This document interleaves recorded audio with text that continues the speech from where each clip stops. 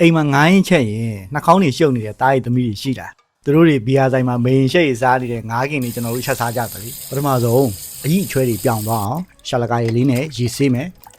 ချင်းကြက်သွန်ဖြူနနံပင်အမြင့်ကြက်သွန်မိတ်ငရုတ်သီးစိမ့်အဲ့ဒါတွေကိုအကုန်လုံးရောကြိတ်မယ်ဖတ်ဖယ်ရွက်ကြိုက်ရင်ဖတ်ဖယ်ရွက်ထည့်တော့ကျွန်တော်ကတော့မထည့်တော့ခရူးစီမာလာအရသာလေးထွက်သွားအောင်မွေးလေးမာလာမဟုတ်ပဲငံပြားရည်ကြီးကြသားမုံစီစားအဲ့ဒါတွေအကုန်လုံးကိုတမသွားအောင်မှွေထားပါနော်မှွေထားတဲ့အနှစ်ကိုငားထဲမှာအရသာဝင်သွားအောင်လို့